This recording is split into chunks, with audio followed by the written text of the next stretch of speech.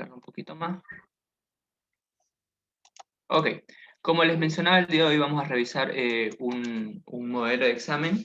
Son ejercicios que han entrado en exámenes en anteriores semestres, entonces lo más probable es que veamos ejercicios de este tipo. Se van a dar cuenta que muchos de estos ya los vimos, o bueno, ya vimos algunos parecidos en el práctico, entonces si lograron hacer a su práctico y no han tenido ningún inconveniente, lo más probable es que tampoco tengan inconvenientes en su examen. Pero de todos modos vamos a ir revisando, como siempre, cualquier duda, cualquier consulta, cualquier inconveniente que surja con respecto a algún ejercicio, con confianza me preguntan, me paran, no hay ningún problema y los revisamos. ¿Ya? De igual manera, si hay algo que no se ve o no se está leyendo bien, también me avisan. A veces por escribir rápido no se llegan a entender bien los números, entonces me preguntan o me dicen esta parte no se entiende y lo volvemos a revisar. Si hay algún problema con el internet, lo mismo, ¿no? Si no se está escuchando bien, me paran para que volvamos a explicar de nuevo esa parte que no se estaba escuchando bien. Ya. A diferencia del práctico, en la mayoría de los modelos de examen, y era lo que les mencionaba, el ingeniero nos da la ecuación completa, ya sea escrita textualmente como está en este ejercicio, o ya sea la ecuación con fórmulas para que la igualemos y en algunos casos te la da hasta igualada. Eh, entonces, nos acorta quizás un poco el tiempo. De todas maneras, está muy bien que se vayan acostumbrando en función a los reactivos, ver qué productos se van a formar, poder igualar la ecuación, poder escribirla, porque eso les ayuda a recordar un poco de química general y les ayuda un poco a razonar, ¿no? Y a aprender más. Así que no se confíen porque si el ingeniero les puso los ejercicios así en el práctico es por algo, ¿no? Si todo va bien y tenemos suerte, él nos pone la ecuación completa. Si no, tenemos que ir aprendiendo, ir practicando, ¿no? Cómo se escriben los productos o cómo se sacan los productos en función a los reactivos que nos da. En este modelo de examen, los primeros dos ejercicios son de volumetría ácido-base y los segundos son de volumetría de óxidos-reducción. Aquí, antes que me olvide, quería preguntarles si el ingeniero ya les dio un práctico de óxido-reducción o solo están trabajando con el de ácido-base.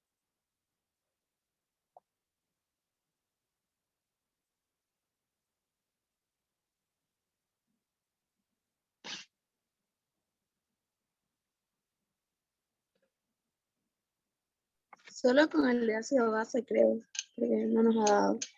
Ya, ok. Eh, entonces está bien, vamos a hacer los dos de ácido-base, vamos a revisar esos dos de óxido-reducción para que vean que el procedimiento es más o menos similar, son pocas las cosas en las que cambian. Y de todos modos, como el procedimiento es el mismo, nos ayuda a agarrar ritmo y después vemos si nos sobra tiempo, vemos si hacemos un par de ejercicios más de ácido base. El primer ejercicio nos dice que tenemos una muestra de carbonato de potasio comercial impura que se analizó pesando 5 gramos de muestra que se disolvieron en agua destilada, llevando un volumen final de 250 ml en un matraca forado. Una alícuota de 25 ml se valoró con 30,6 clorhídrico a 0,15 molar en presencia de verde bromocresol. Nos pide el porcentaje de pureza en carbonato de la siguiente acción. Nos está diciendo que como tenemos ácido clorhídrico y el carbonato de potasio, y que se nos va a formar cloruro de potasio, se nos va a formar dióxido de carbono y se nos va a formar agua. Entonces, lo primero que tenemos que hacer es, bueno, el esquema, ¿no? Siempre, al igual que todas las semanas, les recomiendo que se haga un esquema, no importa qué tan bonito o qué tan feo esté, la cosa es que se entienda, porque les ayuda, ¿no? A darse cuenta qué datos tenemos, qué nos está pidiendo, cuál es la pregunta del ejercicio, y nos va a indicar, en función a qué datos tenemos, qué camino tenemos que seguir, y qué es lo que sucede con la muestra, que quizás en ejercicios un poquito más largos sea lo que los llegue a confundir. Entonces, lo primero que tenemos que hacer siempre es nuestro esquema. Yo ya había hecho un borrador de esquema, así que lo voy a subir.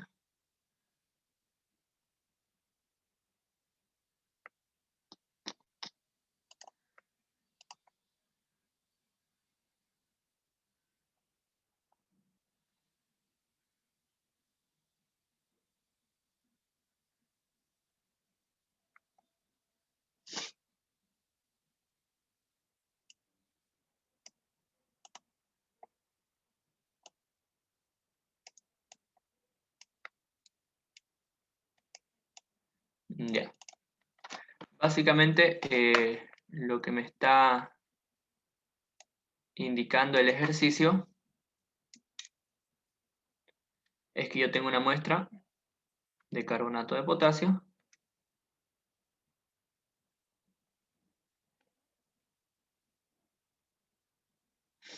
y que tengo, bueno, que está impura, obviamente, y que pesé 5 gramos de la misma. Esta muestra la llevé a un volumen de 250 ml, lo disolví con agua, y que de estos 250 ml solo saqué 25 ml, saqué una alícuota o una muestra. Y estos 25 ml que vinieron a nuestro hematraje Erlenmeyer, lo que hice fue titularlo con ácido clorhídrico, que estaba al 0,15 molar,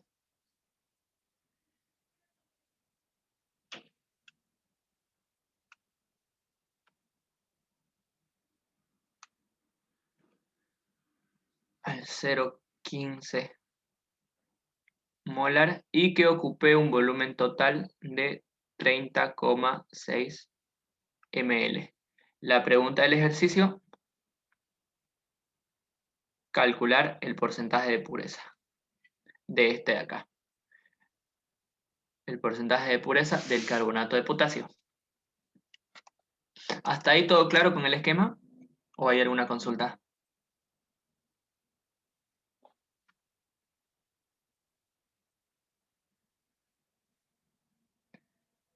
Ya. Si no hay ninguna consulta, nosotros tenemos que partir siempre de la pregunta para saber qué datos necesitamos y cuál es el camino que vamos a seguir. La pregunta del ejercicio me pide calcular el porcentaje de pureza. Entonces, si yo recuerdo la fórmula de porcentaje de pureza, yo sé que es masa pura sobre masa impura multiplicada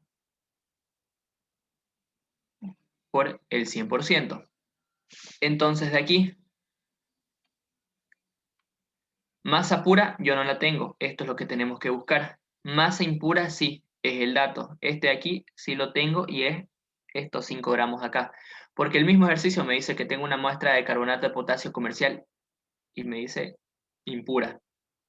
Entonces, ya me está mencionando que estos 5 gramos son nuestra masa impura. Lo que tenemos que hacer es hallar la masa pura de carbonato de potasio que hay en estos 5 gramos. Entonces, ¿cómo lo vamos a hacer? Vamos a partir de la titulación de nuestra volumetría. Vamos a partir de acá. Vamos a hallar la masa, porque es lo que me interesa, la masa pura que reacciona. Y en función a esta masa que está en estos 25 ml, vamos a calcular cuánto había en los 250 y cuánto había por ende en los 5 gramos. Y vamos a poder reemplazar en la fórmula de porcentaje de pureza. Entonces, gracias a mi esquema, yo ya sé qué necesito, qué datos tengo y qué camino tengo que seguir para hallar ese dato que me falta. ¿Hasta aquí hay alguna consulta con respecto al ejercicio?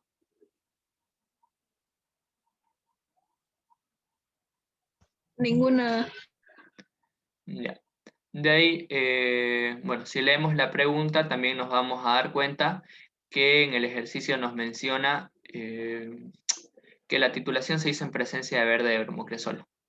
Este reactivo, este compuesto de aquí, para efectos del cálculo no nos importa. Cuando hagan la experiencia, obviamente sí es importante que tengan un indicador porque va a ser el que me va, vale la redundancia, indicar el, el punto de viraje, el punto final de mi reacción, pero para efectos del cálculo no es necesario. Entonces, también en los exámenes vamos a encontrar ejercicios que nos hablen de reactivos que no van a ser parte de la reacción, que no nos van a interesar, pero están ahí, uno, porque bueno, es parte del procedimiento, y dos, para confundirnos un poquito. Entonces, tienen que prestar bastante atención para poder identificar qué entra en la reacción, qué les interesa y qué no.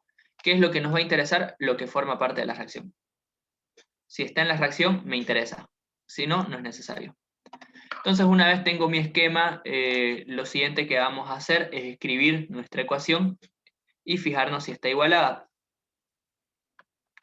Entonces me está diciendo que yo tengo ácido clorhídrico que reacciona con carbonato de potasio y que me forma cloruro de potasio, dióxido de carbono y agua.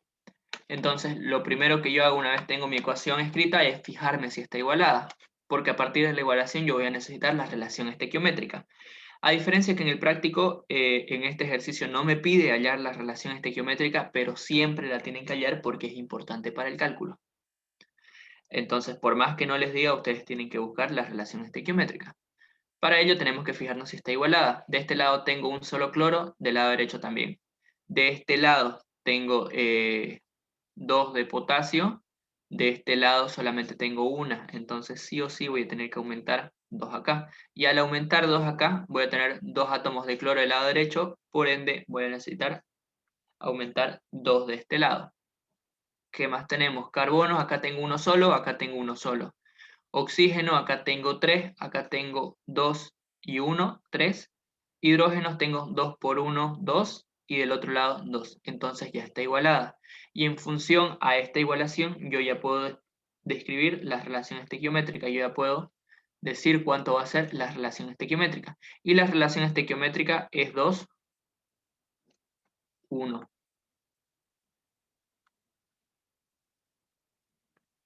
¿Qué es lo que me está indicando esto de acá? Me está indicando que por cada 2 moles de ácido clorhídrico que yo tenga, necesito para hacerlos reaccionar un solo mol de carbonato de potasio. Entonces, esto es lo que me va a estar indicando la relación estequiométrica. ¿Hasta aquí todo claro?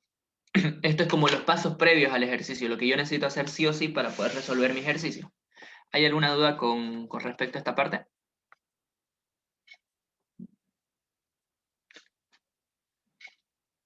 Todo claro hasta ahí. Ya, ok.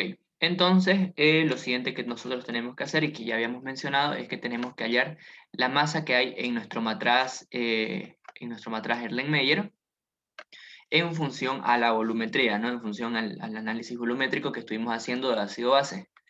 Entonces, para ello, yo menciono o yo digo, igual que siempre, que en el punto de equivalencia, ¿qué voy a tener? Que el número de moles de ácido clorhídrico tiene que ser igual al número de moles de carbonato de potasio. Entonces aquí yo ya sé que el número de moles puede ser masa sobre peso molecular o puede ser molaridad por volumen. Esto va a estar en función a los datos que yo tenga o a los datos que yo necesite obtener. Para el ácido clorhídrico me está dando datos de concentración molar y me está dando los ml que se ocuparon. Entonces, si yo tengo la molaridad y tengo el volumen, obviamente me conviene utilizar de este lado molaridad por volumen de ácido clorhídrico. Y del otro lado, para los números de moles de carbonato de potasio, yo no tengo datos de ello. Bueno, tengo el dato de los ml de la solución que ocupé, pero a mí lo que me interesaba es la masa. Ya habíamos quedado que yo tengo que hallar la masa. Entonces, por ende, me conviene utilizar de este lado masa sobre peso molecular de carbonato de potasio. Esto por un tema de comodidad yo lo puedo invertir, puedo llevar esto al lado derecho y esto al lado izquierdo y vamos a ir reemplazando datos. La masa es mi incógnita. El peso molecular no lo tengo, pero lo puedo calcular. Entonces lo vamos a calcular.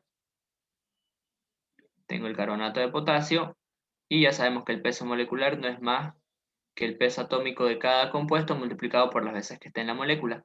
Peso atómico del potasio, si no me equivoco, es 39, porfa lo comprueban. Carbono, peso atómico 12, está una sola vez en la molécula. Y oxígeno, peso atómico 16, está 3 veces en la molécula. 39 por 2, 78. 12 por 1, 12. 16 por 3, 48. Lo suman esto y les va a dar el peso molecular del carbonato de potasio. Porfa, si alguien lo puede calcular. 138, si no me equivoco.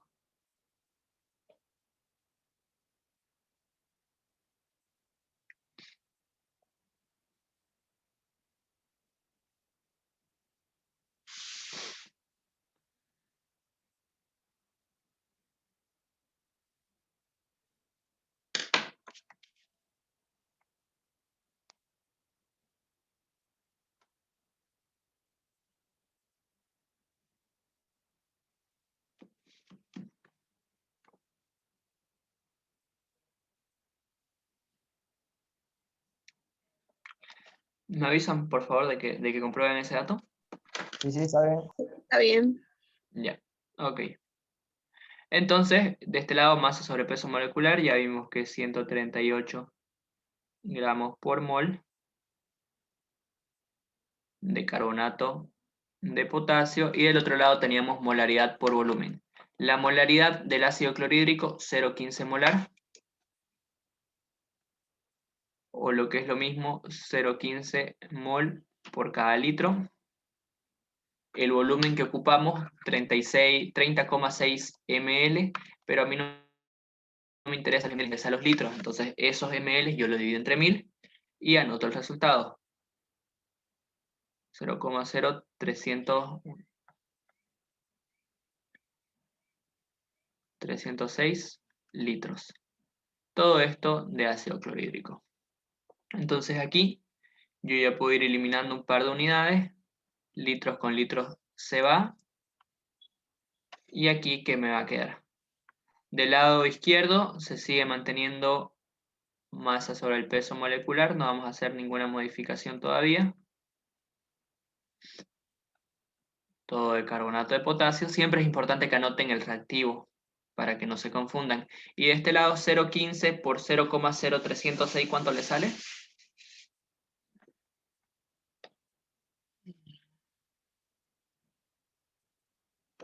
4,59 por 10 a la menos 3. 4,59 por 10 a la menos 3. Y en este caso nos quedan moles de ácido clorhídrico. Aquí yo ya podría empezar a despejar y mandar el peso molecular a multiplicar al otro lado, pero hay un pequeño inconveniente. De este lado yo tengo carbonato de potasio, de este lado tengo ácido clorhídrico. Yo necesito que estemos hablando del mismo reactivo. Necesito que todo sea carbonato de potasio o que todo sea ácido clorhídrico. ¿Cómo hago esa conversión? Con las relaciones estequiométricas. Por eso es importante que las revisemos. La relación estequiométrica me decía que necesito, o por cada 2 moles de ácido clorhídrico van a reaccionar 1 mol de carbonato de potasio. Esta es la relación estequiométrica que me va a ayudar a pasar de ácido clorhídrico a carbonato de potasio, o de carbonato de potasio a ácido clorhídrico. ¿Qué me conviene? Me conviene obviamente ir o convertir todo al compuesto del que estoy buscando la masa. Entonces, en este caso, yo tengo que convertir estos moles de ácido clorhídrico en moles de carbonato de potasio. Entonces, para ello, lo único que hago es multiplicar este lado de acá por la relación estequiométrica para poder hacer mi conversión de unidades. La relación estequiométrica me decía que por cada 2 moles de ácido clorhídrico,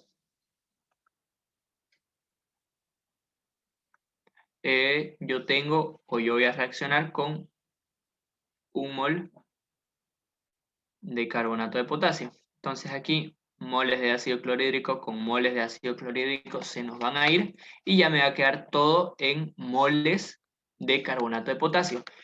Es importante siempre que anoten las relaciones estequiométricas, y por eso les decía que también es importante que anoten los reactivos, porque en algunos casos la relación estequiométrica va a ser 1:1, no va a pasar nada, y nuestro resultado técnicamente va a estar bien a pesar de que nuestro procedimiento no lo esté.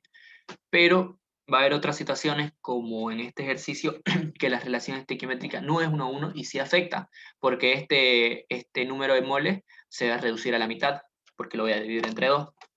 Entonces el cálculo sí va a variar, así que tengan mucho cuidado, siempre anoten las relaciones estequiométricas y siempre anoten los compuestos con los que están trabajando.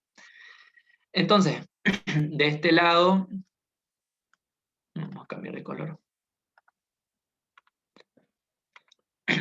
De este lado, ¿cuánto le sale 4,59 por 10 a la menos 3 por un medio? 2,295 por 10 a la menos 3. 2,295 por 10 a la menos 3, ¿sí? Sí, ¿Y esto qué es? Moles de carbonato de potasio. Entonces, ahora sí yo ya puedo pasar el peso molecular al otro lado a multiplicar, y de este lado simplemente me queda masa, y esto lo multiplico por el peso molecular, que era 138 gramos por cada mol. Aquí de nuevo vamos a simplificar el número de moles con el número de moles y nos va a quedar el resultado en gramos de carbonato de potasio, que era lo que nos interesaba. ¿Lo pueden calcular, porfa, y me avisan cuánto le sale? 0,3167. 0,3167 gramos. Siempre tienen que ponerme las unidades, gramos, y es recomendable también poner los gramos de qué, ¿no? De qué compuesto estamos hablando. Entonces ya, yo tengo la masa. Esta es la masa que reaccionó con esos 30,6 ml de ácido clorhídrico en la volumetría. Entonces, por ende, en nuestras reacciones siempre vamos a tener compuestos puros. Nunca va a reaccionar la parte impura. Entonces, esto para mí ya es masa pura de carbonato de potasio. Pero, y ojo con esto, es la masa pura que hay aquí. Y a mí lo que me interesa es la masa pura que hay acá, en estos 5 gramos. Porque aquí me va a salir el porcentaje de pureza. Entonces, la masa pura que hay aquí, estos 3167, ¿sí? 3167, ¿de dónde salieron? ¿De dónde vino toda esta masa que hay acá en el matraz Erlenmeyer?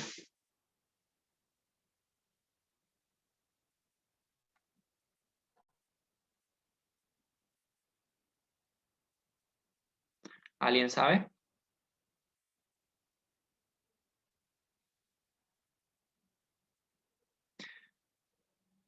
¿Qué pusimos en el matraz para que reaccione con el ácido clorhídrico?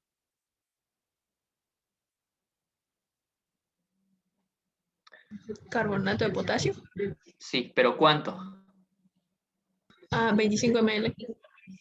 Exactamente. Entonces, toda la masa que hay aquí, toda la masa que nosotros acabamos de calcular, esos 0,3167 gramos, vino de aquí, de estos 25 ml. Entonces, la masa pura de carbonato de potasio que acabamos de hallar es la que hay en 25 ml. Pero estos 25 ml, ¿de dónde vinieron?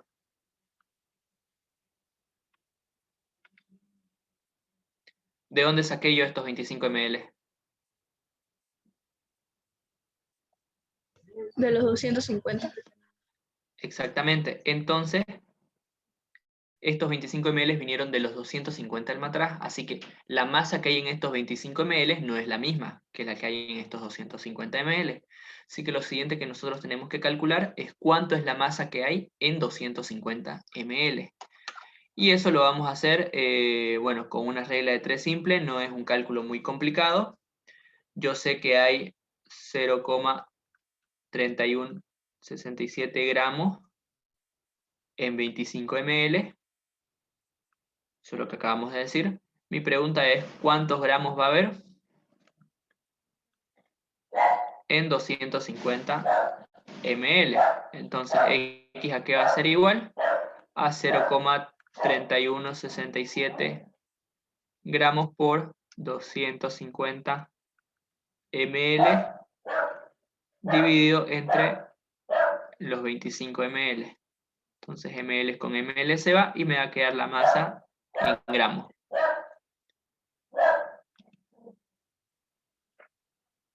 3,167, ¿cierto?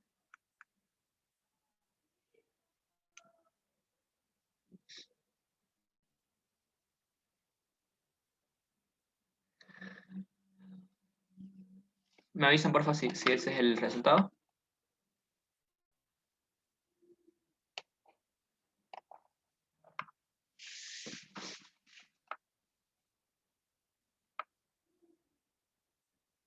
Sí, Ya, ok. Entonces, nosotros ya sabemos cuánto es la masa que hay aquí. 3,167. Esa es la masa que hay en los 250 ml. ¿Y de dónde vinieron estos 250 ml? ¿De dónde vino toda la masa que hay en estos 250 ml?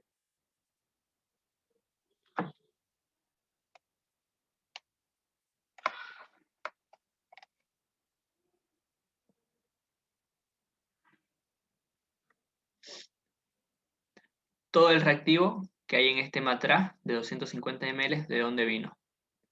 Si no entendemos todavía el esquema, podemos leer la pregunta. Nos dice que una muestra de potasio, de carbonato de potasio, se analizó pesando 5 gramos de muestra que se disolvieron en agua destilada, llevándola a un volumen final de 250 ml. Entonces, ¿de dónde vino toda la masa que hay en estos 250 ml? De los 5 gramos. Exactamente, toda la masa que hay vino de estos 5 gramos. Entonces, yo ya tengo la masa pura que hay en estos 250 ml, y como toda la masa que hay aquí vino de estos 5 gramos, la masa pura que hay en estos 5 gramos va a ser la misma que la que hay en los 250 ml, esos 3,167 gramos que acabamos de calcular. Entonces yo ya tengo todos mis datos para poder calcular el porcentaje de pureza. Yo ya hallé la masa pura, la masa impura era dato, los 5 gramos. Lo único que tengo que hacer es reemplazar en mi fórmula. Entonces, el porcentaje de pureza, habíamos dicho que era masa pura, los 3,167 gramos que acabamos de encontrar, dividido entre masa impura, que habíamos dicho que era los 5 gramos, eso es lo que me está diciendo el ejercicio, y todo lo multiplicamos por el 100%. Entonces, gramos con gramos se va a ir, y me va a quedar el resultado en porcentaje.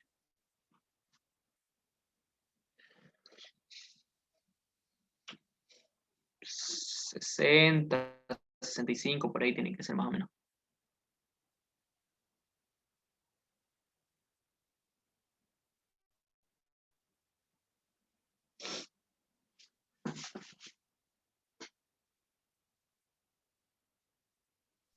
$63,34. 63,34, y siempre tenemos que anotar las unidades, ¿no? Por ciento. Y si queremos podemos poner el reactivo también de carbonato de potasio. Y este aquí ya es mi resultado final. Este es la respuesta del ejercicio, porque era lo que me estaba pidiendo el ejercicio, porcentaje de pureza de carbonato de potasio que hay en la muestra. ¿Alguien tiene alguna consulta? ¿Algo que no que no se haya acabado de entender?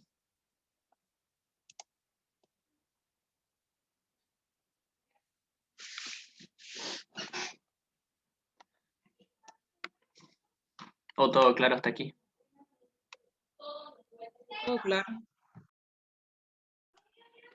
Ya, ok. Entonces, si está todo claro, nosotros ya nos podemos pasar al segundo ejercicio, que va a estar un poquito más largo, ¿no? Ya. El segundo ejercicio me dice que el dióxido de carbono presente en 3 ml de muestra de aire urbano se burbujeó a través de 50 ml de hidróxido de bario, que está a 0,0116 molar.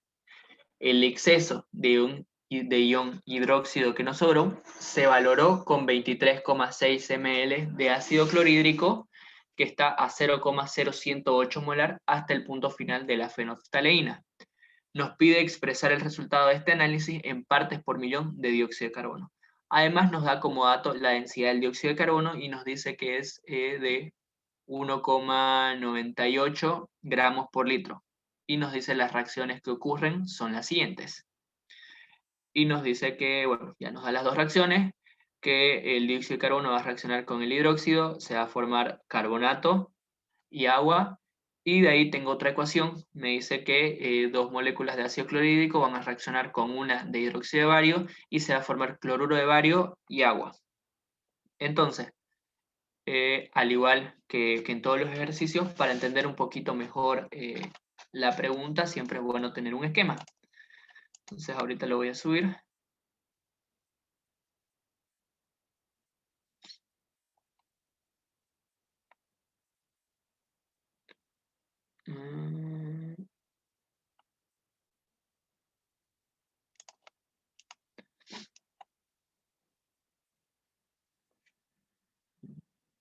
Este es un ejercicio de retrotitulación. Hay una retrotitulación y eso lo podemos ver en la pregunta. Nos podemos dar cuenta primero porque hay dos reacciones. Siempre que tengamos dos reacciones y en ambas reacciones hay un compuesto, en este caso hidróxido de bario, que se repite tanto en la primera como en la segunda, significa que estamos teniendo una retrotitulación. O sea, que vamos a tener un proceso de titulación, un proceso volumétrico, y aparte el exceso de cualquiera de nuestros dos compuestos se vuelve a titular nuevamente. Nos podemos dar cuenta, uno, porque tenemos dos ecuaciones y en ambas ecuaciones hay un reactivo, y nos podemos dar cuenta porque en la misma pregunta nos dice que primero burbujeamos el dióxido de carbono, los 3 ml de muestra en el aire, los 3 ml de muestra que hay en el aire los burbujeamos en 50 ml de dióxido de bario. Entonces aquí ya hay una reacción entre el dióxido de carbono y el hidróxido de bario. Y después nos dice el exceso de ion hidróxido. Esto me está indicando, esto que dice el exceso de ion hidróxido, me está indicando que sobró hidróxido. Que hice reaccionar esos 3 ml con los 50 ml de hidróxido de bario y que sobraron de esos 50. Y nos dice que se valoró nuevamente con ácido clorhídrico y ya nos da el volumen, nos da la concentración y bueno, nos dice el indicador. Entonces, vamos haciendo el esquema en función a la pregunta. El ejercicio me dice que tenemos dióxido de carbono, que son 3 ml, y que estos 3 ml de dióxido de carbono yo los burbujeo en 50 ml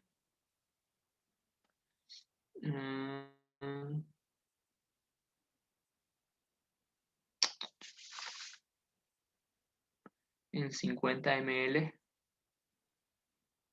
de hidróxido de bario. Este proceso aquí de burbujear el dióxido de carbono va a ser más o menos similar a que nosotros hubiésemos estado haciendo una titulación, porque va a haber una reacción. Es más o menos como que yo hubiese dicho que aquí estaba el hidróxido de bario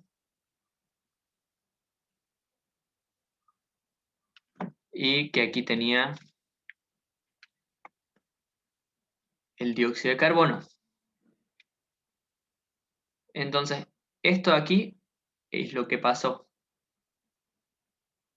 Pero también yo lo puedo expresar de esta manera, no hay ningún problema. Si así lo entendemos mejor, si así se nos parece más común a lo que estamos acostumbrados, yo puedo expresar esta parte del esquema también como si fuese una volumetría, como si yo hubiese tenido en mi matraz Erlenmeyer los 3 ml de dióxido de carbono y si yo le hubiese agregado los 50 ml de hidróxido de bario. Lo puedo hacer sin ningún problema, pero ya depende de ustedes cómo se sienten más cómodos. Y este hidróxido de bario del ejercicio nos está diciendo que estaba a 0,0116 molar.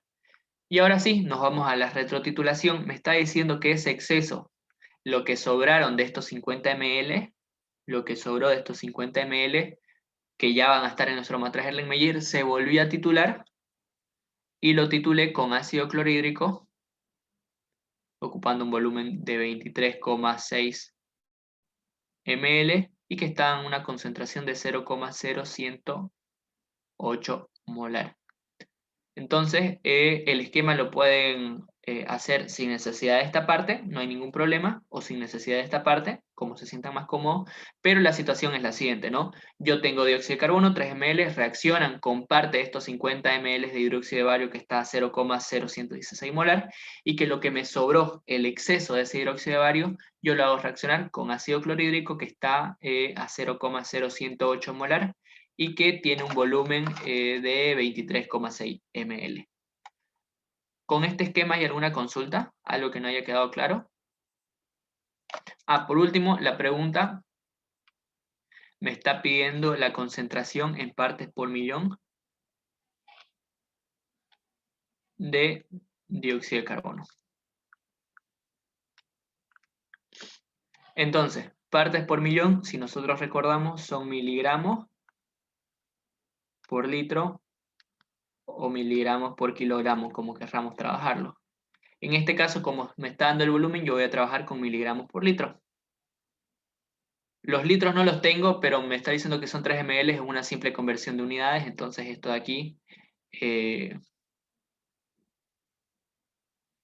aquí, yo lo puedo calcular. Y lo otro que necesito son los miligramos de dióxido de carbono. Entonces yo necesito saber la masa de dióxido de carbono que hay presente en estos 3 ml. ¿Hasta aquí hay alguna consulta? ¿Algo que no se haya estado entendiendo?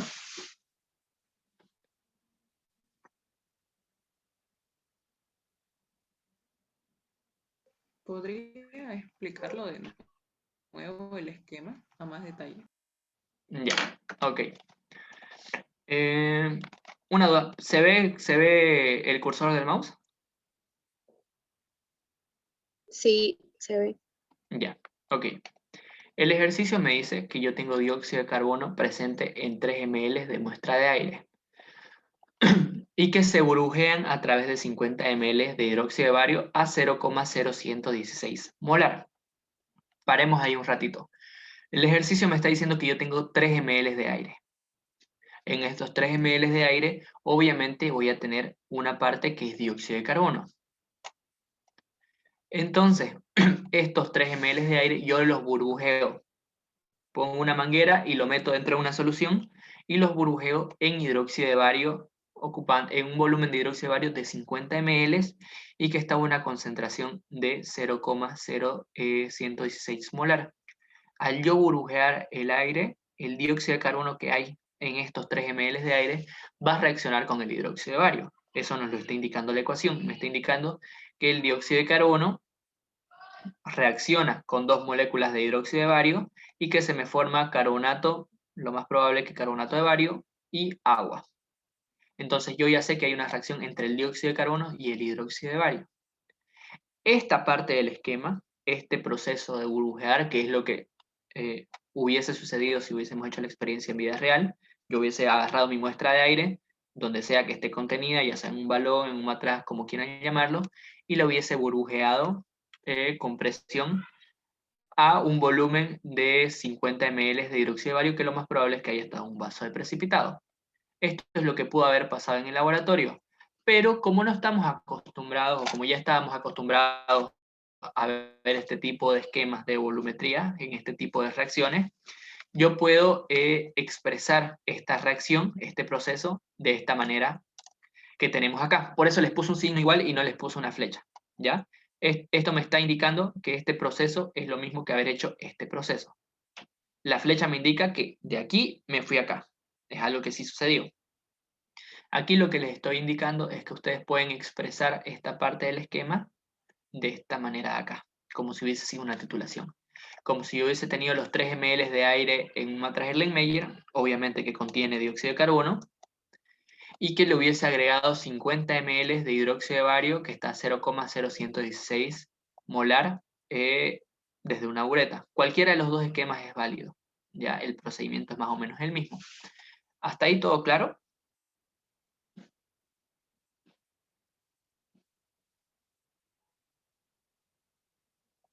¿O Sí. todavía no?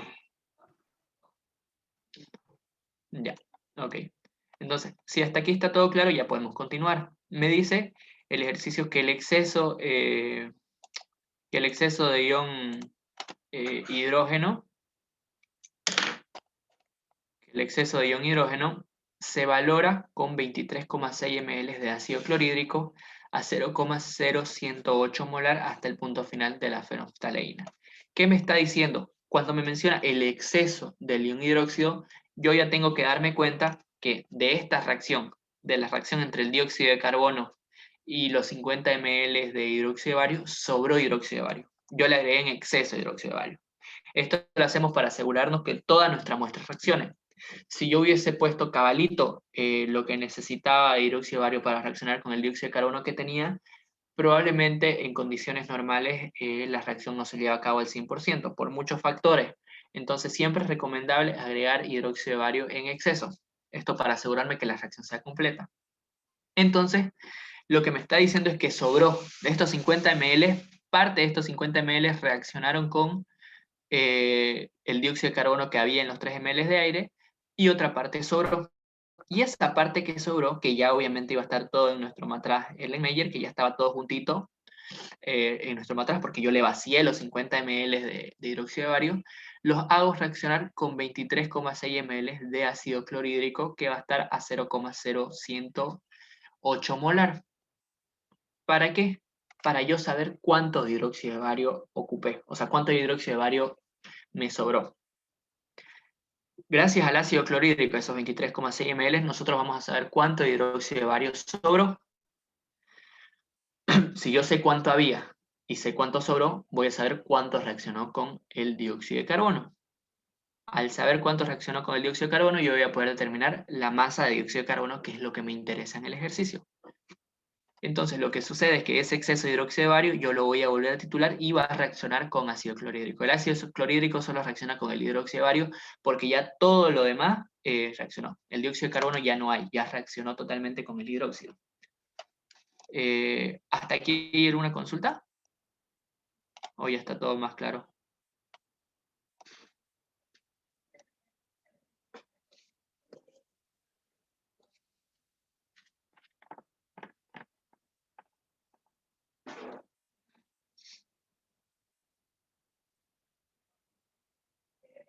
Sí, ya está más claro. Ya, ok. Y ya por último la pregunta me dice que expresa el resultado del análisis en partes por millón de dióxido de carbono. Entonces, yo tengo que hallar los ppm de dióxido de carbono que habían en estos 3 ml.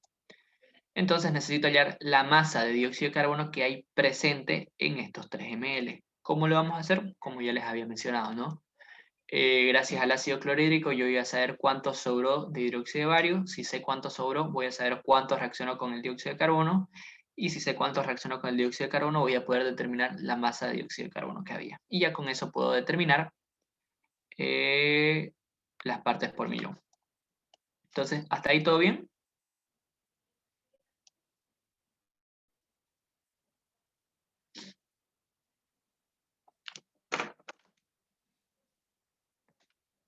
Bueno.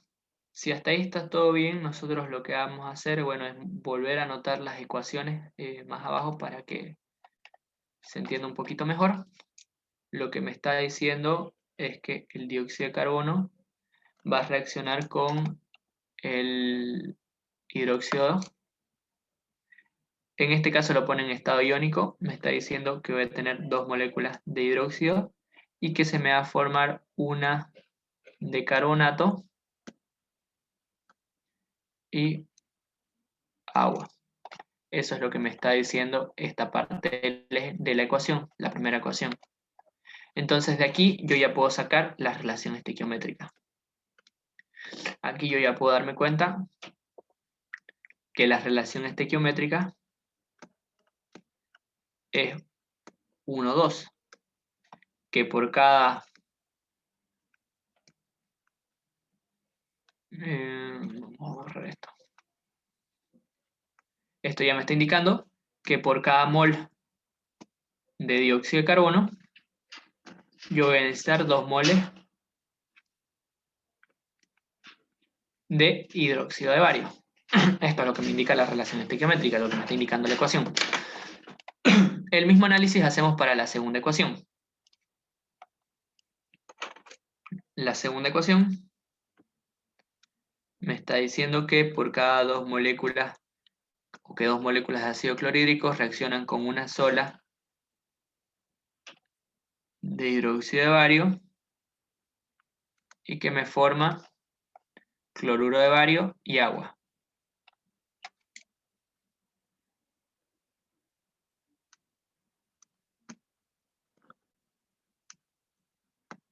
Entonces aquí yo también tengo una relación estequiométrica que es de 2, 1. Me está diciendo que por cada 2 moles de ácido clorhídrico yo voy a tener, o yo voy a hacer reaccionar con 1 mol de hidróxido de bario.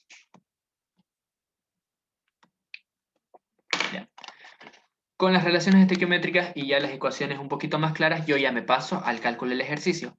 Como estamos teniendo un reactivo que reacciona con otros dos, o que está en ambas ecuaciones, como quieran llamarlo, como es el caso del hidróxido de bario, que va a reaccionar con el dióxido de carbono y que va a reaccionar con el ácido clorhídrico, yo estoy teniendo una retrotitulación. Entonces, por ende, yo voy a poder trabajar con mi fórmula de retrotitulación, que me decía que el número de moles del primer titulante va a ser igual al número de moles del analito o de la muestra, más los números de moles del segundo titulante. Esto lo vimos en el formulario en las primeras ayudantías. Esta fórmula me ayuda a calcular cuando yo tengo más de una titulación, ¿no? Cuando yo tengo un reactivo, como es el caso del hidróxido de bario, que va a reaccionar dos veces, que está en las dos ecuaciones. Entonces yo tengo que identificar cuál es el primer titulante. El primer titulante, como su nombre lo indica, es el primero que ocupamos para titular, pero ¿cómo lo puedo identificar? Porque va a ser el compuesto que esté en las dos reacciones. Entonces, el compuesto que está en las dos reacciones, en este caso es el hidróxido de bario. Entonces mi primer titulante, yo voy a decir que los números de moles de hidróxido de bario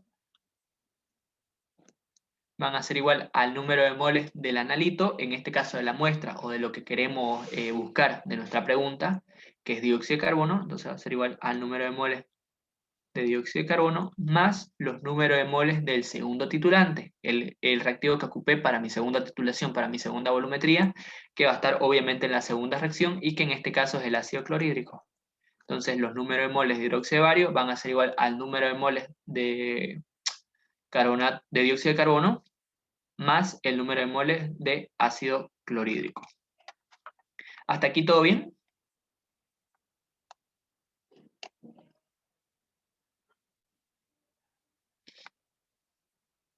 Si está todo bien, yo puedo empezar a despejar lo que me interesa hallar, ¿no? Que era la masa de dióxido de carbono. Entonces, el número de moles de dióxido de carbono va a ser igual al número de moles de hidróxido de bario menos el número de moles de ácido clorhídrico. Este que estaba sumando, lo único que hice fue pasar a restar al otro lado. Y ya puedo empezar a reemplazar en función a los datos que quiero obtener. Como lo que me importa es los miligramos de dióxido de carbono, o sea, la masa, de este lado me conviene trabajar con masa sobre peso molecular de dióxido de carbono. Con el hidróxido de bario, yo me tengo que fijar qué datos tengo. Del hidróxido de bario tengo el volumen, los 50 ml, y tengo la concentración en molar, 0,0116 molar. Lo mismo para el ácido clorhídrico, tengo los ml que se ocuparon y tengo la concentración en molar. Entonces, ¿qué me conviene utilizar? ¿Masa sobre peso molecular o molaridad por volumen? Molaridad por volumen. Exactamente, a mí me conviene utilizar molaridad por volumen de ambos. Entonces aquí, molaridad por volumen de hidróxido de bario menos molaridad por volumen de ácido clorhídrico. Entonces yo ya puedo empezar a reemplazar mis datos. Esto lo vamos a dejar con masa sobre peso molecular todavía, de dióxido de carbono, y aquí. La molaridad del hidróxido de bario, el ejercicio me decía que era 0,116 molar y que eran 50 ml. Entonces, molaridad 0,0116 mol por litro por el volumen que era 50 ml. Yo necesito que esté en litros, lo divido entre 1000, 0,05 litros. ¿De qué? De hidróxido. Menos molaridad por volumen de ácido clorhídrico. La molaridad 0,0118, el volumen 23,6. Entonces reemplazo, ¿no? 0,0118 mol por litro por el volumen que era 23,6. Sí, 23,6. Y yo necesito que esté en litros, entonces lo divido entre 1000 y me va a quedar 0,023 6 litros de ácido clorhídrico. ¿Hasta ahí todo bien? ¿O hay alguna consulta?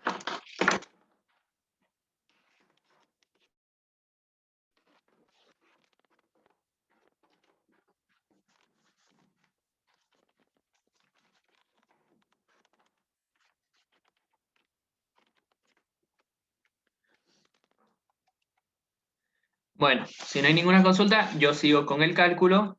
De este lado voy a seguir teniendo masa sobre peso molecular de dióxido de carbono. Y de este lado yo ya puedo empezar a simplificar.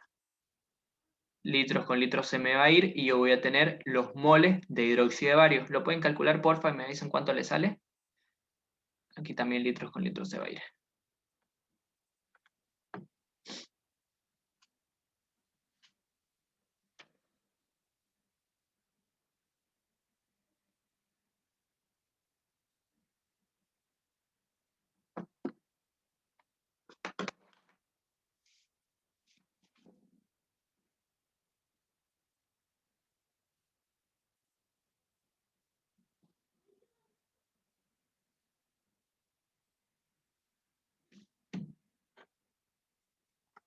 Me avisan, porfa, que tengan este resultado, este 0,0116 por 0,05.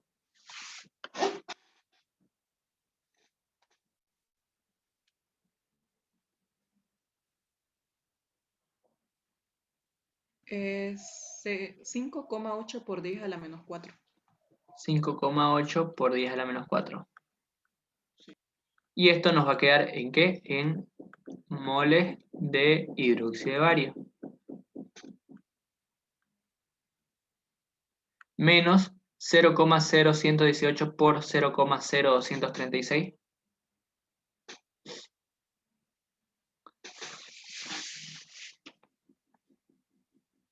2,55 por 10 a la menos 4. 2,55 por 10 a la menos 4. Y aquí moles de ácido clorhídrico.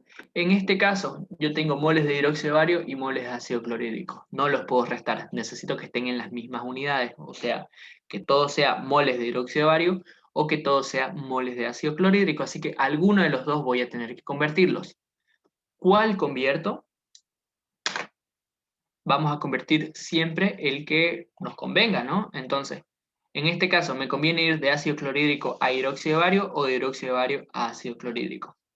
Como nuestro objetivo es el dióxido de carbono, yo tengo que pasar todo a un compuesto o a una unidad que me ayude a llegar a dióxido de carbono. Entonces, yo no tengo ninguna relación estequiométrica que me ayude a asociar ácido clorhídrico con dióxido de carbono. Lo que sí tengo es uno que me ayuda a relacionar el dióxido de carbono con hidróxido de bario y también tengo otro que me relacione ácido clorhídrico con hidróxido de bario. Entonces me conviene ir a hidróxido de bario. ¿Por qué? Porque si yo voy de ácido clorhídrico a hidróxido de bario, después voy a poder ir de hidróxido de bario a dióxido de carbono. Entonces, aprovechando la relación estequiométrica, yo voy a pasar de moles de ácido clorhídrico a moles de hidróxido de bario.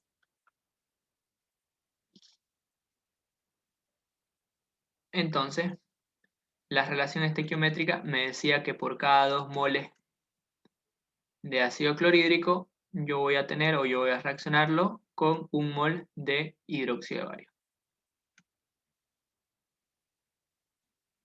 Entonces, moles de ácido clorhídrico con moles de ácido clorhídrico se va. Y me va a quedar 5,8 por 10 a la menos 4 menos 2,55 por 10 a la menos 4 por 1 medio. ¿Lo pueden calcular todo de una vez, por favor?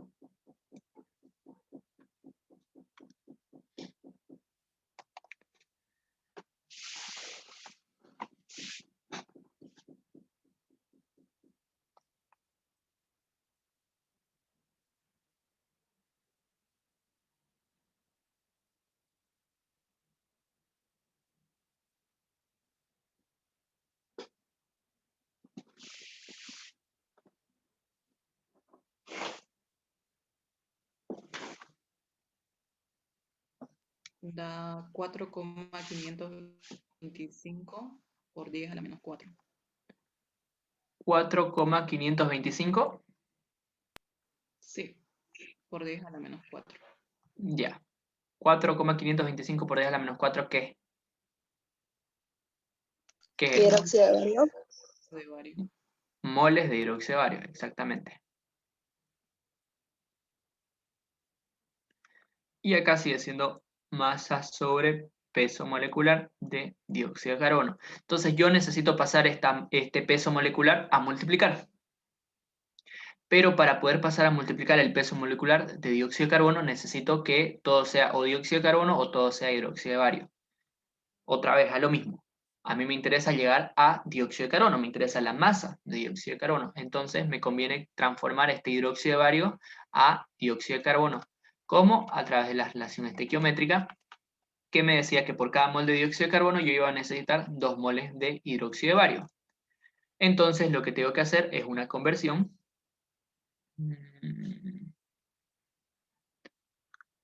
Entonces yo sé que por cada 2 moles de hidróxido de bario voy a tener 1 mol de dióxido de carbono. Entonces, moles de hidróxido de bario con moles de hidróxido de bario se va y me va a quedar el resultado ya en moles de dióxido de carbono. ¿Me avisan porfa cuánto les sale eso? 2,26. ¿No hay ningún otro decimal? 25. 26, Por 25. 10. Sí, por 10 a la menos 4. Ya, gracias. Entonces me quedan 2,2625 por 10 a la menos 4 moles de dióxido de carbono. Y este peso molecular ahora sí lo voy a poder pasar a multiplicar al otro lado. Entonces me va a quedar que la masa va a ser igual a 2,2625 por 10 a la menos 4 moles de dióxido de carbono por el peso molecular del dióxido de carbono, que es 44 gramos por mol, eso lo pueden comprobar. Y aquí moles con moles se va y me va a quedar la masa en gramos de dióxido de carbono. ¿Lo pueden calcular, porfa?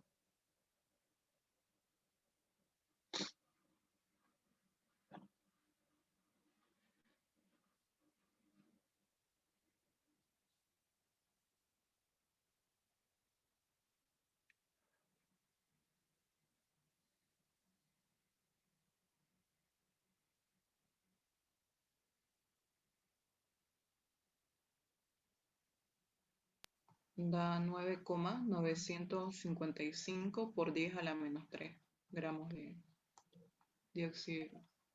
Exactamente, gramos de dióxido de carbono. Y ahora sí, yo ya tengo el resultado de la masa de dióxido de carbono que reaccionó con el hidróxido de bario. Yo ya sé cuánto dióxido de carbono había en estos 3 ml, esos 9,955, si no me equivoco, por 10 a la menos 3 gramos. Pero a mí no me interesa la masa. La pregunta no era la masa, la pregunta era la concentración en partes por millón. Entonces yo necesito los miligramos de dióxido de carbono y los litros de solución, o en este caso los litros de aire con los que estoy trabajando. Entonces esta masa a mí no me conviene tenerla en gramos, me conviene tenerla en miligramos, así que yo lo multiplico por 1000 y me queda, si esto lo multiplican por 1000, me va a quedar 9,955 miligramos de dióxido de carbono, ¿cierto? Sí. Sí, Entonces yo ya puedo ir a la fórmula de partes por millón, ¿no?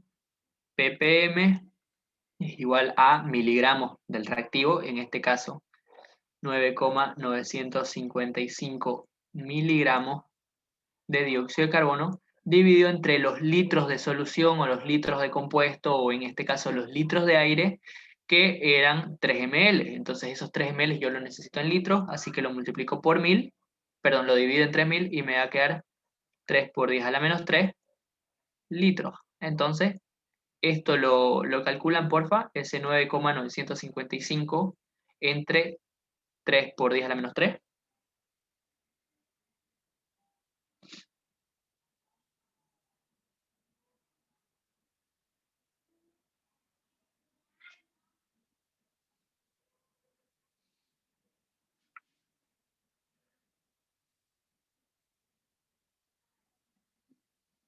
Da 3.318 coma 33. 3.318,33 Sí, partes por millón de dióxido de carbono o 3.318,33 miligramos de dióxido de carbono por litro. Cualquiera de estas dos maneras está bien. Y ahí acabaría nuestro ejercicio. Nosotros ya encontramos la concentración en partes por millón de dióxido de carbono. ¿Tienen alguna consulta? ¿Alguna parte que no les haya quedado del todo clara?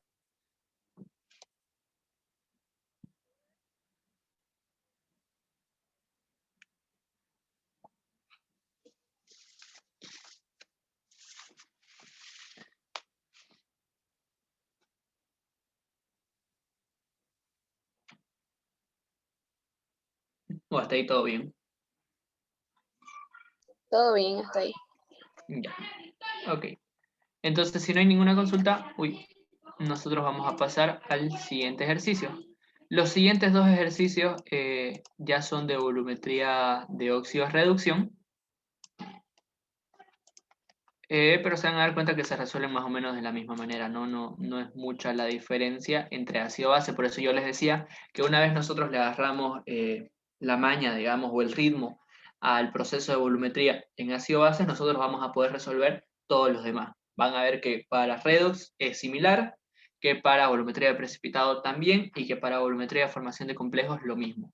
Entonces, si ustedes le agarran el ritmo a esta parte, de aquí en adelante van a poder resolver todos sus ejercicios. El otro ejercicio me dice que yo tengo una muestra de alambre que pesa 0,2756 gramos y se disuelve en ácido. Todo el hierro que teníamos en ese alambre fue reducido a hierro más 2, ion ferroso, y nos dice, si se precisan 40,8 ml de dicromato de potasio a 0,02 molar para alcanzar el punto final, calcule el porcentaje de pureza del hierro en el alambre. Y nos da la reacción. Entonces, al igual que todos los ejercicios, lo primero que nosotros hacemos es elaborar nuestro esquema, que va a ser el que nos ayude a entender qué nos está preguntando, qué datos tenemos y qué camino tenemos que seguir para poder resolver nuestro ejercicio. Y como les mencionaba, si se dan cuenta, en este ejercicio el ingeniero ya nos está dando la ecuación, escrita, y ya está hasta igualada. Entonces ya nos ahorramos ese paso, por así decirlo. Entonces, lo que está sucediendo en el ejercicio, nos está diciendo el ejercicio, que yo tengo una muestra de alambre que pesa 0,2756.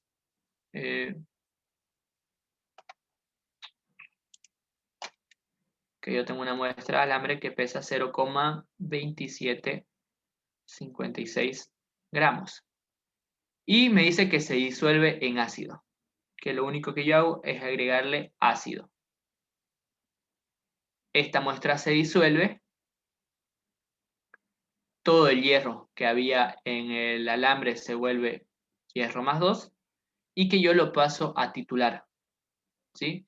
Que toda esta masa de alambre que ya está disuelta gracias al ácido, yo la paso a titular con dicromato de potasio.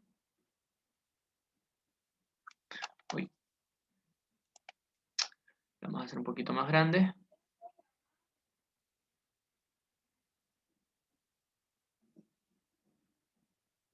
Con dicromato de potasio, ocupando 40,8 ml, que está a una concentración de 0,02 molar. Y aquí era lo que les mencionaba, ¿no? Va a haber algunas situaciones en las que me menciono otros reactivos, pero que no forman parte de la reacción o no me afectan en el cálculo, y están ahí, bueno, porque son parte del procedimiento y además para tratar de confundirnos un poco, ¿no? Para que no sepamos más o menos qué tenemos que hacer, como es el caso de acá. Nos dice que se disuelve en ácido. pero no me dice qué ácido, no me dice la concentración, no me dice el volumen. Entonces, para nosotros, este es simplemente un acondicionamiento de la muestra, es como haberla diluido. Lo que estamos ocupando este ácido es para diluir, para disolver el alambre y para tener en estado iónico el hierro, en hierro más 2. Entonces, lo que está sucediendo, ¿no? Nuestra muestra de alambre la disolvemos con ácido y eso lo llevamos a titular con dicromato de potasio ocupando 40,8 ml, que están a 0,02 molar. La pregunta del ejercicio nos está diciendo calcule el porcentaje de pureza del hierro en la muestra. Me está pidiendo calcular cuánto de hierro en porcentaje hay en esa muestra de 0,2756 gramos de alambre. Básicamente, ¿cuál es el porcentaje de hierro en el alambre? Eso es lo que nos está pidiendo. Entonces, para ello, nosotros ya sabemos que el porcentaje de pureza es masa pura sobre masa impura por el 100%. Aquí, masa pura, la masa pura nosotros ya la tenemos. Está aquí, la masa del alambre. Lo único que me falta hallar es masa pura. Entonces, este sería nuestro esquema. ¿Hasta aquí hay alguna consulta o todo está claro?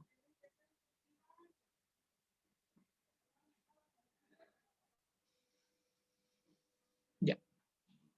Si está todo claro, lo que nosotros vamos a hacer en función a esta volumetría, este proceso de acá, es determinar cuánto es la masa de hierro, en este caso más 2, que reaccionó con todo el dicromato de potasio. En función a eso yo voy a saber cuáles, como ya habíamos mencionado, ¿no?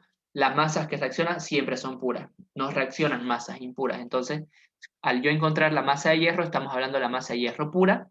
Como toda esta masa de hierro vino de estos 0,2756 gramos de alambre, yo ya voy a tener masa pura, yo ya tengo masa impura y puedo determinar el porcentaje de pureza. Entonces, eso es lo que vamos a hacer para resolver el ejercicio. ¿Hasta ahí hay alguna duda?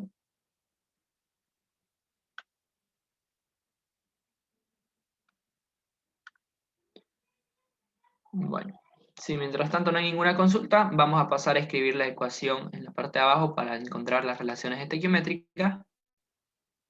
En este caso me está diciendo que un mol de dicromato va a reaccionar con 6 moles de hierro más 2, que van a estar obviamente en medio ácido, porque disolvió el alambre en ácido, y que de todo esto se formó 2 moles de cromo más 3, 6 moles de hierro más 3 y 7 moléculas de agua. Eso es lo que me está indicando la ecuación. Entonces, de aquí yo ya puedo determinar que la relación estequiométrica es 1,6. El ejercicio ya me está indicando que mi relación estequiométrica es 1,6. O lo que es igual que por cada mol que yo tenga de dicromato, perdón, yo voy a reaccionar o voy a necesitar 6 moles de hierro más 2. ¿Ah? ¿Hasta ahí todo claro?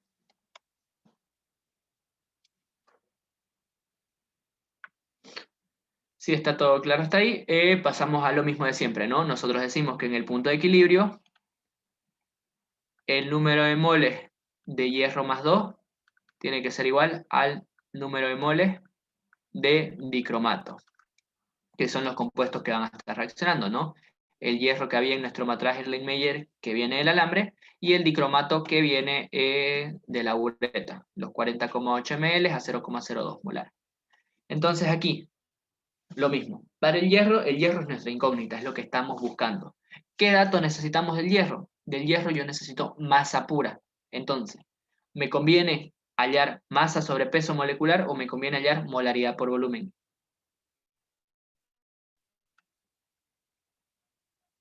Masa sobre peso molecular.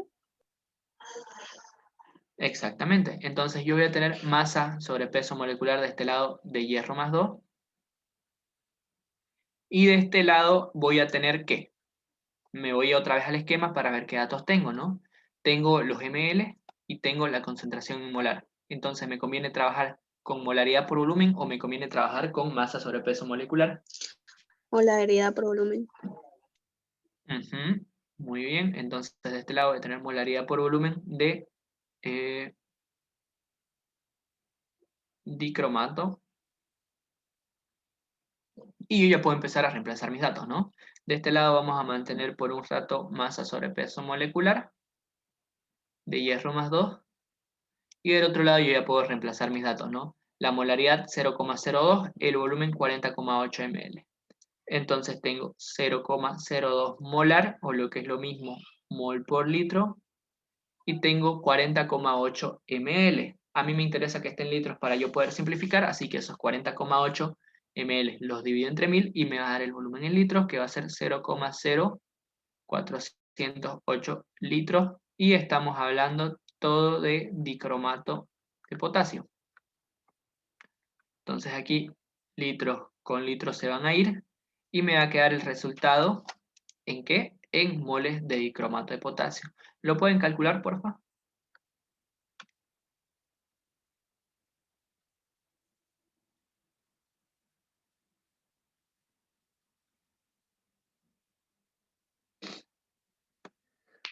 $8,16 por 10 a la menos 4.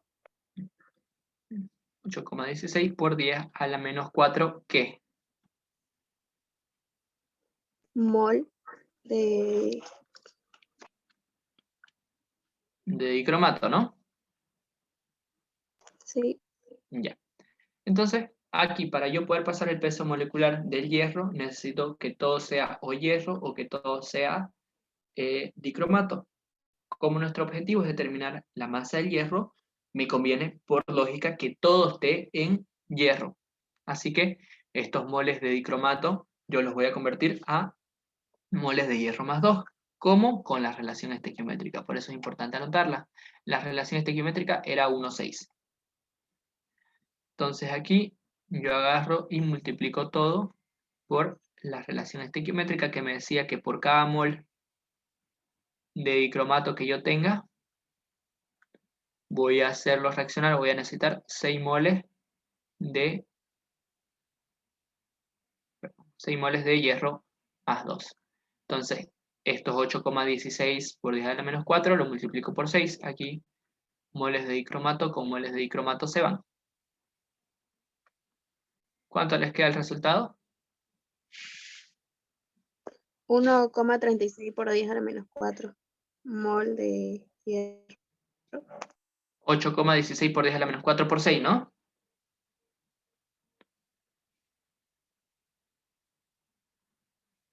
Perdón, ¿me lo puedes volver a repetir? No.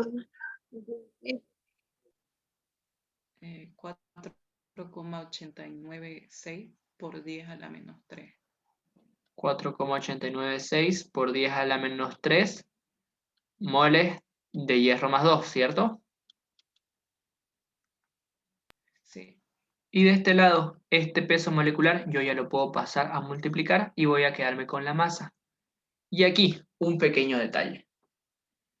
Aquí, aquí vamos a calcular peso molecular solo del hierro más 2. No me importa en qué compuesto estaba en el alambre, no me importa si era óxido de hierro o qué cosa.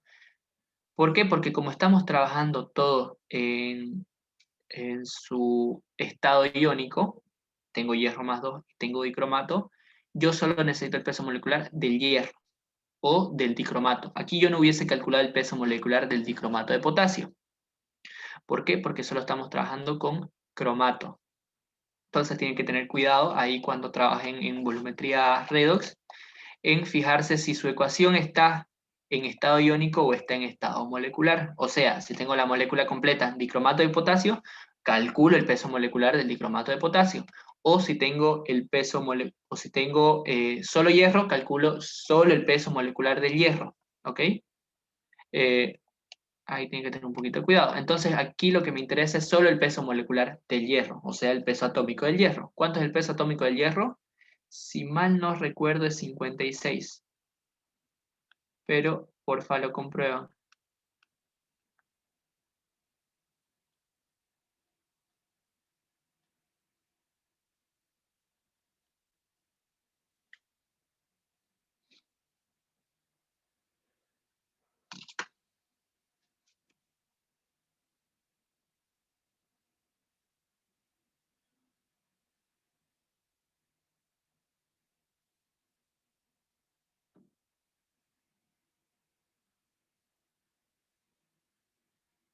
Sí, es 56. Ya. Entonces me avisan porfa cuánto le sale. 4,896 por 10 a la menos 3 por 56.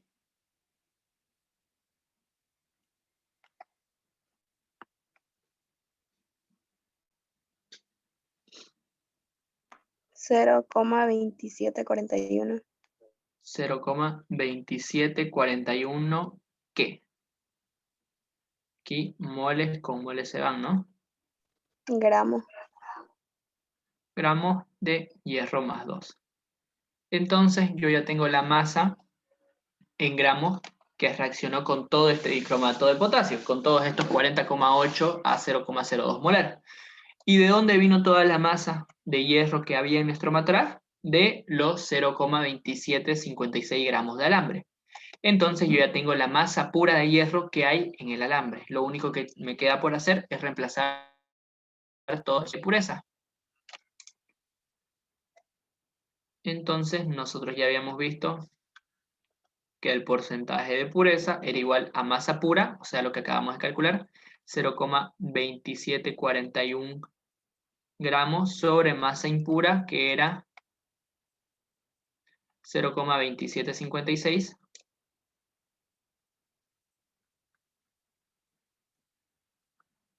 por el 100%. Esto nos da el porcentaje de pureza o para este caso el porcentaje de hierro que hay en el alambre. ¿Cuánto le sale? 90 y pico.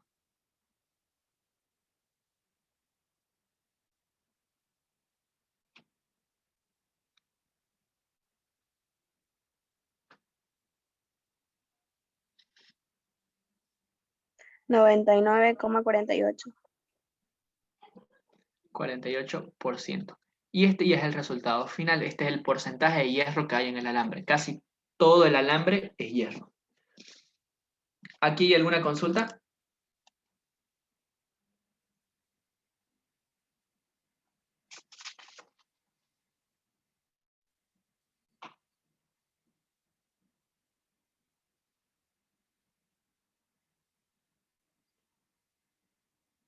¿O todo está claro?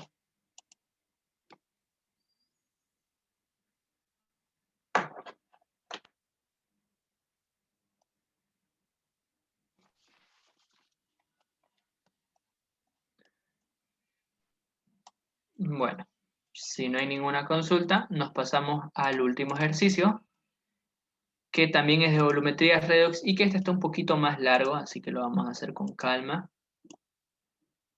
Y si hay alguna consulta, también me avisan.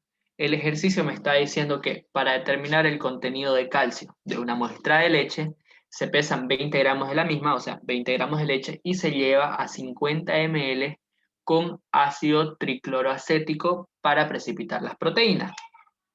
De estos 50 ml se filtra el precipitado y 5 ml de filtrado se alcalinizan y se les añade un exceso de disolución saturada de oxalato de amonio. Se separa el precipitado, que se lava con amoníaco diluido, y posteriormente se diluye en ácido sulfúrico, diluido empleándose 5,35 ml de permanganato de potasio a 4 por 10 a la menos 3 molar para conseguir el color violeta persistente. Me pide calcular el porcentaje en masa de calcio en la muestra, de leche obviamente, y nos da las reacciones. Entonces, este ejercicio está un poquito largo y quizás un poco distinto a lo que estábamos acostumbrados, porque nos mete un montón de reactivos, hay varias reacciones, hay varios reactivos que no estamos seguros de de qué son. No estamos acostumbrados, por ejemplo, a ver al tricloracético, o al ácido tricloracético, perdón, o al oxalato de amonio. Entonces, quizás sea un poco distinto a lo que estamos acostumbrados, pero se van a dar cuenta que el cálculo es muy similar a lo que veníamos haciendo. Entonces, igual que siempre, lo primero que nosotros tenemos que hacer es agregar nuestro esquema, o hacer nuestro esquema, mejor dicho.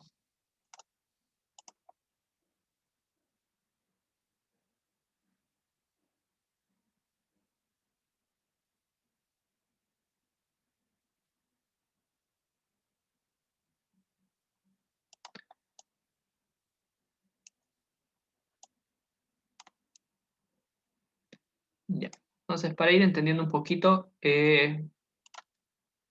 vamos a ir anotando nuestros datos, ¿no? El ejercicio que me está diciendo. Me dice que para determinar el contenido de calcio de una muestra de leche se pesan 20 gramos de la misma. Entonces, yo voy a tener 20 gramos, en este caso, de leche. Estos 20 gramos, lo que yo estoy haciendo es llevarlo a 50 ml con ácido tricloracético. Entonces, me está diciendo que yo lo voy a disolver hasta un volumen final de 50 ml y todo con el ácido tricloracético,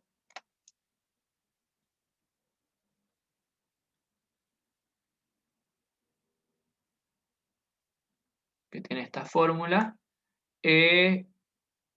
Se llevan a 50 ml con ácido tricloracético para precipitar las proteínas. Después me está diciendo que yo filtro el precipitado, o sea que toda esa parte sólida que son las proteínas precipitadas, lo saco, y 5 ml de ese filtrado, o sea que de aquí yo estoy sacando 5 ml. 5 ml del filtrado se alcalinizan y se le añade un exceso de disolución saturada de oxalato de amonio. Entonces, aquí lo que yo estoy haciendo es que a esos 5 ml los voy a alcalinizar, o sea, les voy a regular el pH, agregándole el oxalato de, el oxalato de amonio. Y me está diciendo que le estoy añadiendo un exceso de disolución saturada de oxalato de amonio. Se separa el precipitado, que se la da con amoníaco diluido, y posteriormente se diluye en ácido sulfúrico. O sea, de esta reacción se va a formar un precipitado. Ese precipitado lo que yo voy a hacer es separarlo. Voy a sacar todo ese precipitado. Y me está diciendo que lo diluyo con ácido sulfúrico.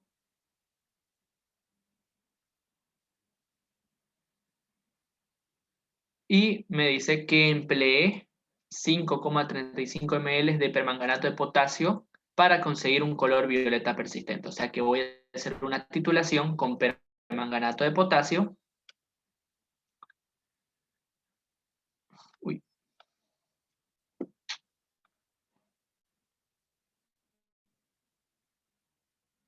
Voy a hacer una titulación con permanganato de potasio que está a 4 por 10 a la menos 3 molar.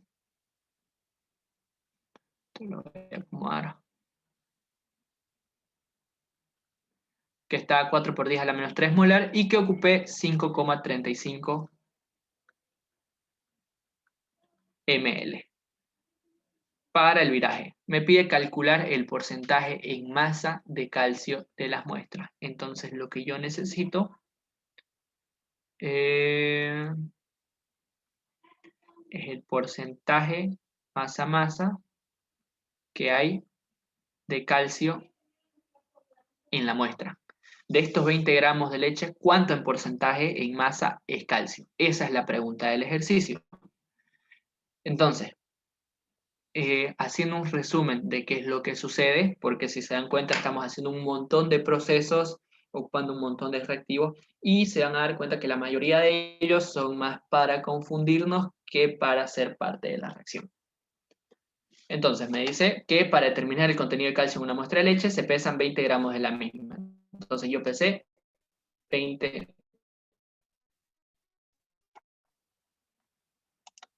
20 ml ¿con qué? Con ácido tricloroacético. Listo. No me da las concentraciones, no me da nada más. Me da el volumen final, entonces yo ya sé que el ácido tricloroacético no va a ser tan importante en mi reacción. Para lo único que me sirve es para diluir la leche y hacer que todas las proteínas se vayan.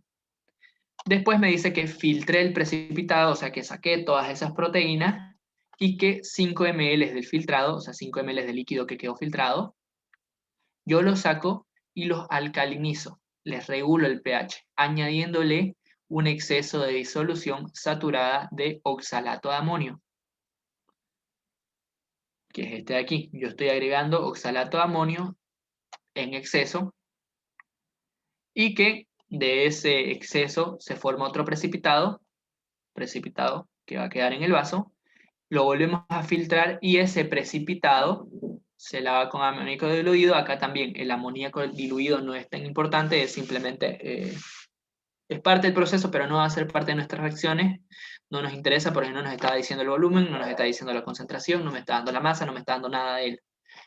Y luego nos dice que posteriormente ese precipitado, ese sólido, se diluye en ácido sulfúrico diluido empleándose 5,35 ml de permanganato de potasio. Entonces, el ácido sulfúrico simplemente es para diluir nuestro precipitado que va a reaccionar con permanganato de potasio a 4 por 10 a la menos 3 molar, ocupándose un volumen de 5,35 ml. La pregunta es el porcentaje de calcio en la muestra. ¿Hasta ahí hay alguna consulta? ¿Alguna parte del esquema que no les haya quedado del todo claro?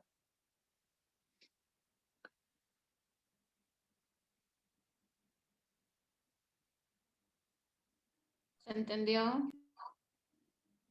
Ya, ok. Entonces voy a pasar a escribir de nuevo las ecuaciones eh, para que queden un poquito más claras.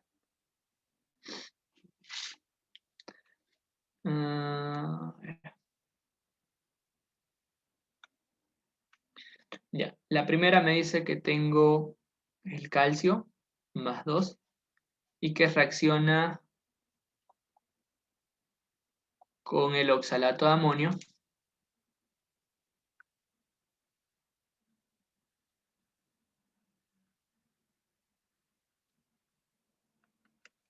y se me forma oxalato de calcio y se nos libera amonio.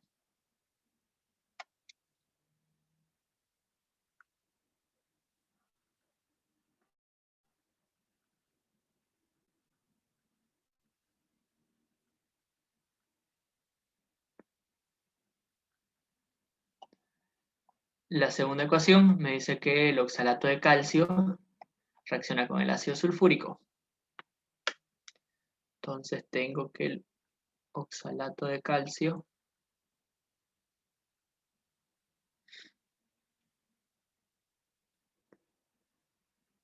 reacciona con el ácido sulfúrico y me da calcio en estado iónico, me da oxalato,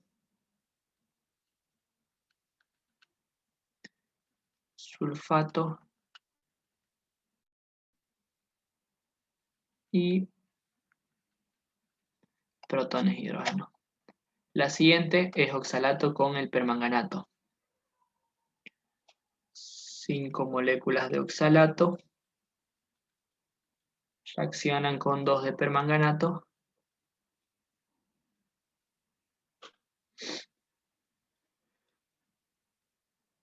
más 2 de protones hidrógenos de algún ácido y me da 10 moléculas de dióxido de carbono, 2 de manganeso más 2 y 8 de agua.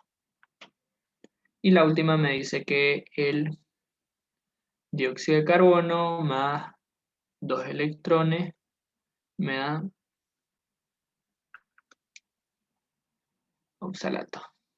Sí, ya. Estas son todas las reacciones que están sucediendo y que me están explicando un poco del proceso que vamos a ver en la solución. Me está diciendo que, bueno, aquí el ácido tricloroacético solo me sirve para diluir la leche y para precipitarla. Entonces, de esos 5 ml yo ya voy a tener en esta solución calcio. Ese calcio, cuando yo lo alcalinizo con el oxalato de amonio, reacciona y me forma oxalato de calcio. Ese oxalato de calcio es el que está en el precipitado. Entonces, para que vamos quedando un poquito más claro, este oxalato de calcio es el que está aquí en el precipitado, que al reaccionar con ácido sulfúrico, al diluirse, se va a liberar, se va a ionizar y me va a quedar calcio y oxalato. Y ya es este oxalato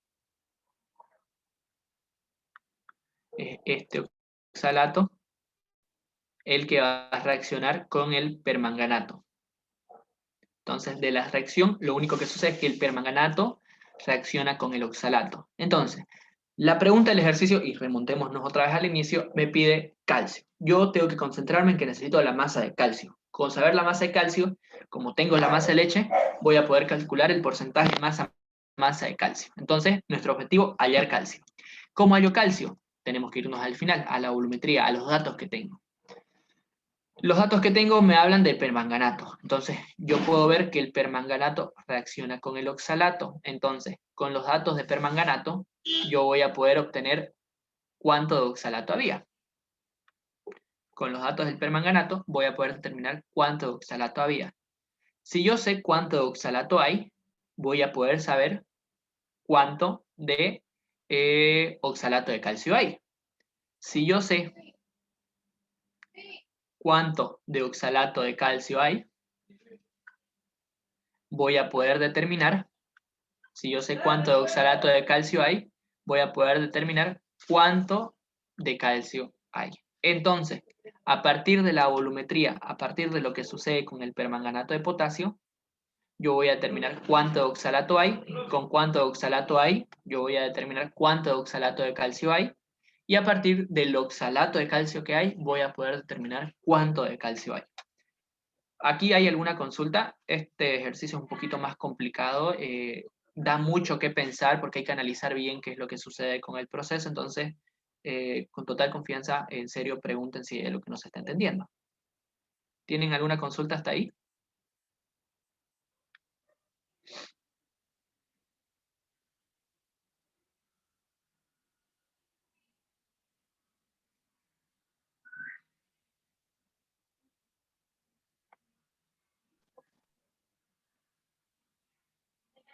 Bueno, si no hay ninguna consulta, entonces nosotros a partir del punto de equilibrio del permanganato vamos a determinar cuánto de oxalato reaccionó con ese permanganato. Entonces, aquí me voy a quedar sin espacio, creo que lo voy a hacer a la derecha.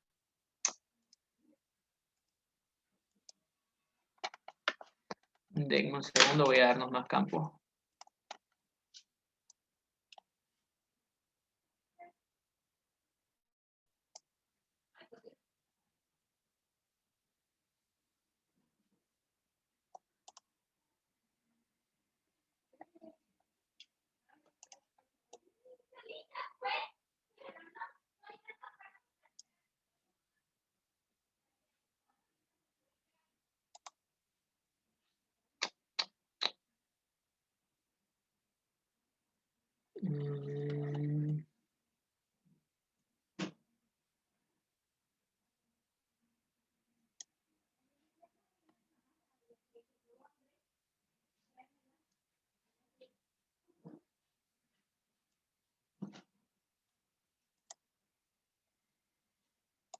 Ya, ok, yo creo que con eso ya nos alcanza.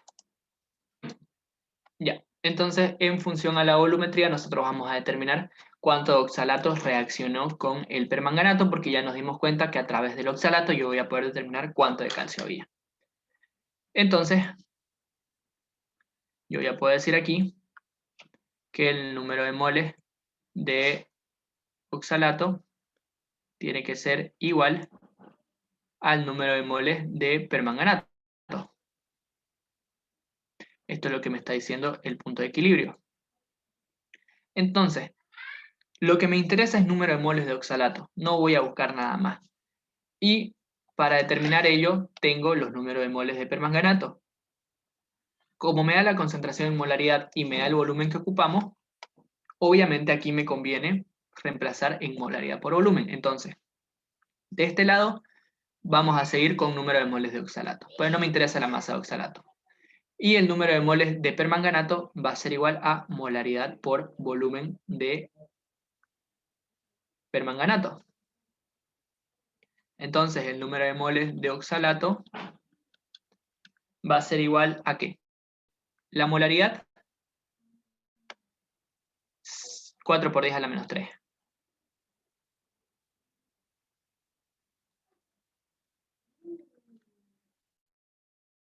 Molar o moles por litro. El volumen, el ejercicio me dice que son 5,35 ml. Entonces si yo lo divido entre 1000, para convertirlo a litros me queda 5,35 por 10 a la menos 3 litros. Todo esto de permanganato. Entonces aquí yo ya puedo empezar a simplificar. Litros con litros se van y me va a quedar los moles de permanganato. ¿Lo pueden calcular, porfa, y me avisan cuánto les sale?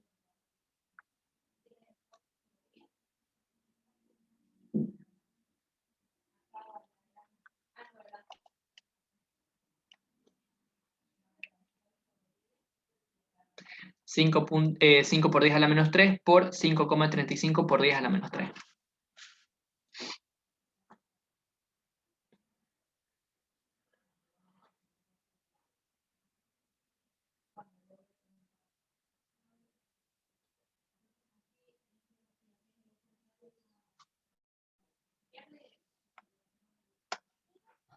Sale 2,14 por 10 a la menos 5.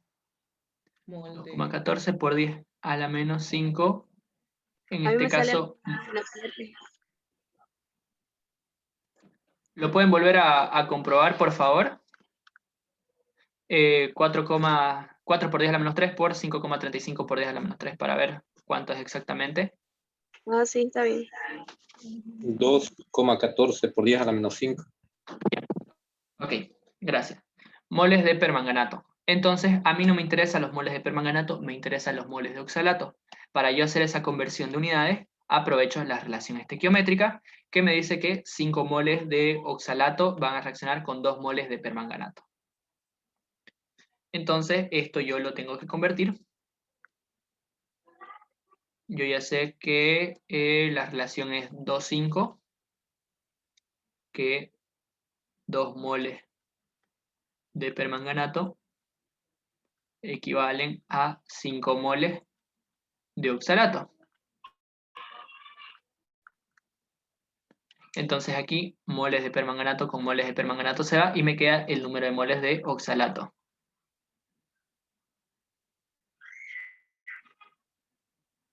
¿Cuánto le sale? 2,14 por 10 a la menos 5 por 5 entre 2.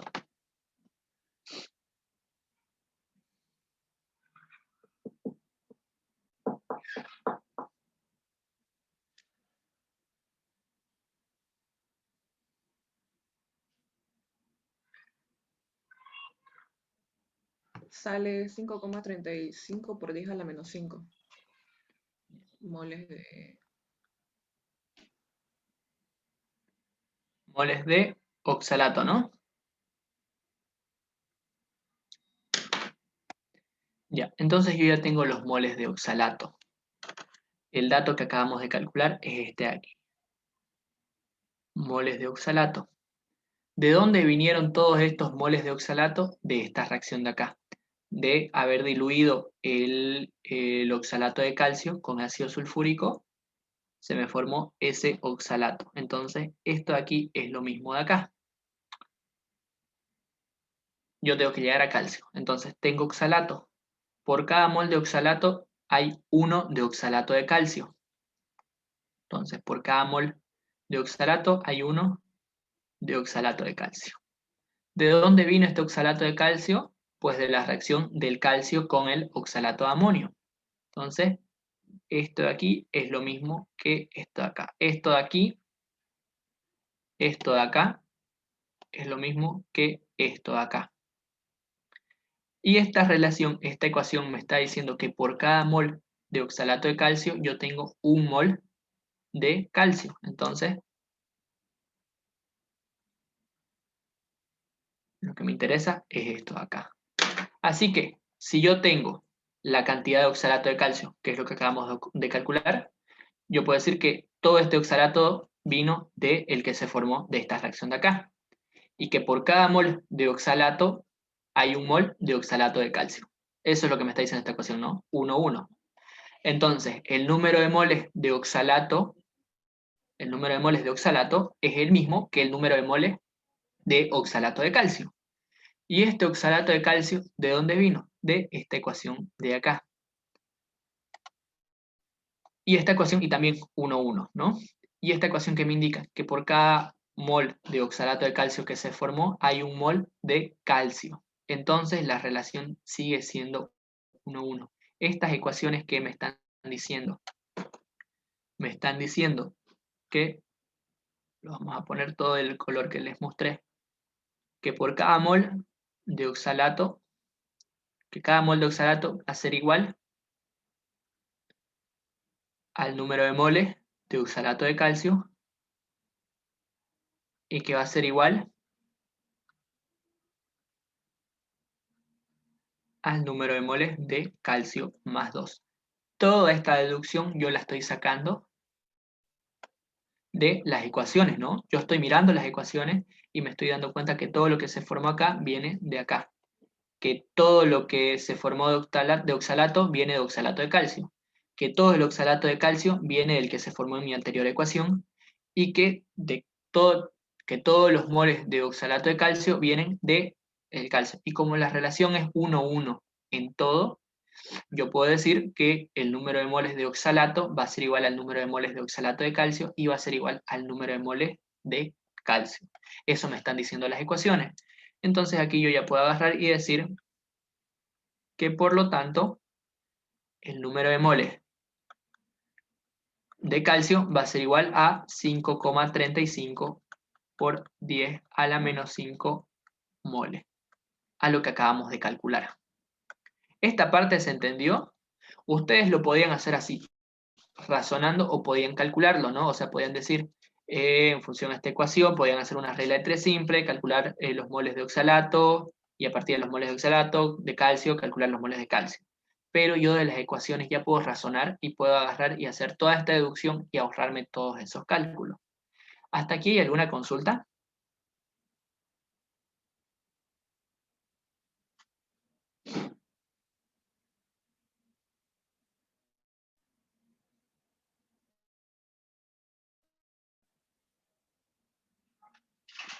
Bueno, si no hay ninguna consulta, yo puedo continuar. Yo ya tengo los números de moles de calcio que hay en toda mi fracción. Entonces a mí no me interesa el número de moles de calcio, me interesa la masa de calcio. Así que vamos a pasar a calcular masa de calcio.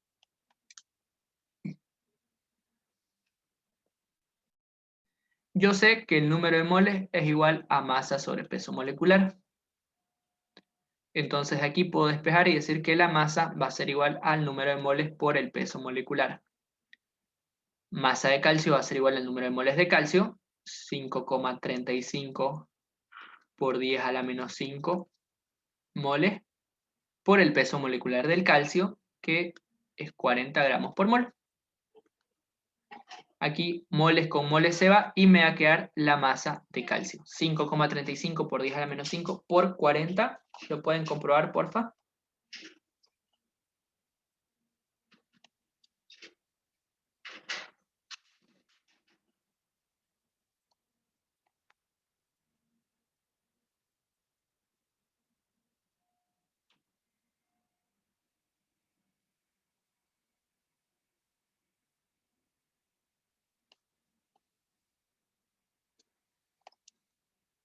Da 2,14 por 10 a la menos 3 gramos de calcio. Gramos de calcio. Ya, gracias. Y aquí un pequeño detalle. Por eso es importante el esquema. Yo ya tengo la masa de calcio, ¿cierto? Pero aquí, todo el cálculo lo hicimos en función a lo que reaccionó con el permanganato de potasio, al oxalato que reaccionó con el permanganato de potasio.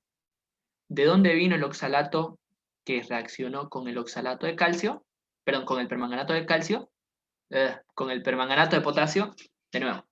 ¿De dónde vino todo esto que calculamos? Todos estos moles de oxalato vinieron de lo que reaccionó con el permanganato de potasio, con lo que había en nuestra bureta. Estos moles de oxalato que reaccionaron con el permanganato, ¿de dónde vinieron? Vinieron del oxalato de calcio, que reaccionó con el ácido sulfúrico. ¿De dónde vino todo este precipitado? Del que ocupamos al reaccionar el calcio con el oxalato de amonio. ¿Y de dónde vino todo ese calcio, llamémoslo así, que reaccionó con el oxalato de amonio? Pues vino de estos 5 ml. Solo pasé 5 ml. Entonces, la masa que acabamos de determinar es la que va a estar en estos 5 ml. Pero a mí no me interesa la masa que está en estos 5 ml, a mí me interesa la masa de calcio que hay en estos 20 gramos de leche. Entonces, estos 20 gramos de leche yo los llevé a 50 ml, así que si tengo la masa en 5 ml, necesito calcular la masa en 50 ml. Entonces, eso es lo siguiente que nosotros vamos a pasar a hacer. Yo ya tengo la masa, 2,14 por 10 a la menos 3 gramos, que hay en 5 ml. La pregunta es, ¿cuántos gramos hay en 50 ml? Entonces, X va a ser igual a 2,14 por 10 a la menos 3 gramos por 50 ml dividido entre 5 ml. ¿Lo pueden calcular, por favor?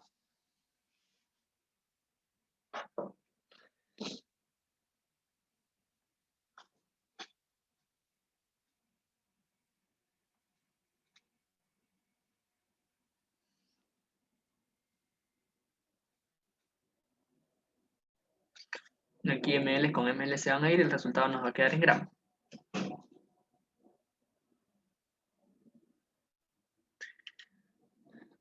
$2,14 por 10 a la menos 3 por 50, todo dividido entre 5.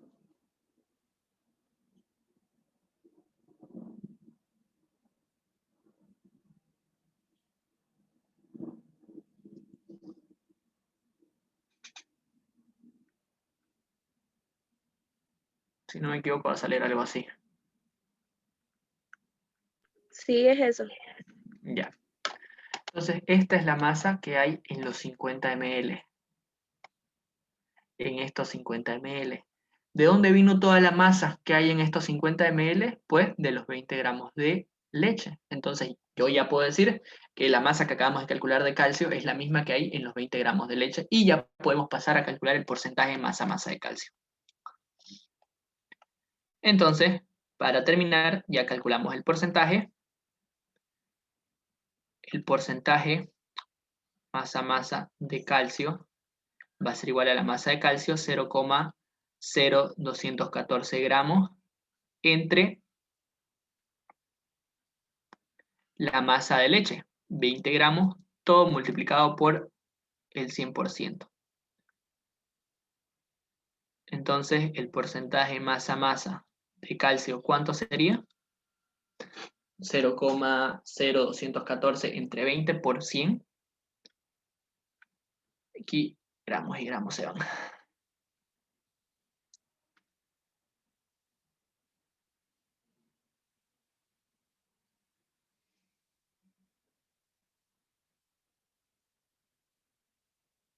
Cero coma algo va a ser. 0,107.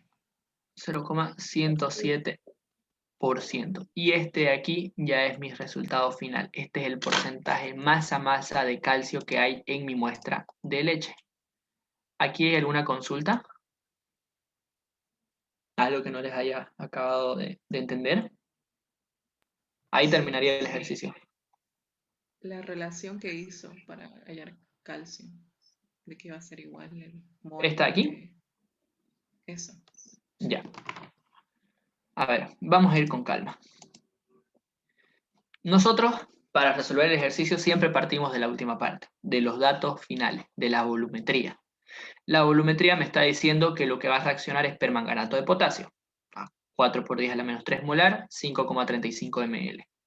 Entonces, ¿con qué reacciona ese permanganato? Yo me voy a las ecuaciones y me doy cuenta que ese permanganato está reaccionando con el oxalato. Entonces, a partir de mi dato de permanganato, yo voy a poder determinar la cantidad de oxalato. Eso fue lo que hicimos en esta parte de acá, ¿cierto? Y obtuvimos el número de moles de oxalato que reaccionaron con todo ese permanganato. ¿Hasta aquí todo claro? Sí. Ya. A nosotros no nos interesaba los números de moles de oxalato. Me interesa calcio. Nosotros queremos llegar a masa de calcio. Entonces, de las reacciones, yo me doy cuenta, ¿qué cosa? Que todo ese oxalato que reaccionó con el permanganato vino ¿de qué? De la ecuación de aquí, de esta ecuación de arriba. Entonces, la cantidad de oxalato que yo tengo que reaccionó es la que se formó acá. Toda esa cantidad de oxalato que reaccionó con el permanganato fue la que se formó en esta segunda ecuación. ¿Ok?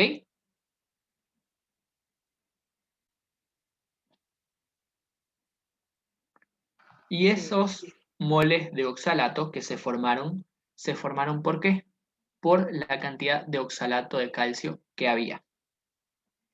Y como la relación es 1:1, yo puedo decir que los números de moles de oxalato de calcio, perdón, de oxalato, son los mismos que los números de moles de oxalato de calcio. Por eso acá agarré y dije que el número de moles de oxalato es igual al número de moles de oxalato de calcio. Porque la relación es 1:1. Si la relación no hubiese sido 1:1, yo no podía decir que los números de moles eran iguales, hubiese tenido que calcular. Pero en este caso la relación es 1:1. Entonces, ¿de dónde vino todo este oxalato de calcio? Vino de acá, de la primera ecuación, que se dio por reaccionar el calcio con el oxalato de amonio. Entonces, todo este oxalato de calcio es el mismo que este de acá, que el que se formó, porque yo no añadí más a la reacción. Simplemente hice las reacciones, entonces la cantidad de oxalato de calcio que se formó es la misma que vino a reaccionar con el ácido sulfúrico. Entonces, esto es lo mismo que esto. Y de esta ecuación, ¿qué me está diciendo? Me está diciendo que por cada mol de oxalato de calcio que se formó, yo tenía un mol de calcio. O lo que es lo mismo, la cantidad de oxalato de calcio, el número de moles, los números de moles de oxalato de calcio, son iguales a los números de moles de calcio, que es lo que puse acá. Entonces yo podía decir que los números de moles de oxalato de calcio eran igual a los, perdón, de oxalato eran igual a los números de moles de oxalato de calcio y que eran igual a los números de moles de calcio. ¿Hasta aquí todo bien?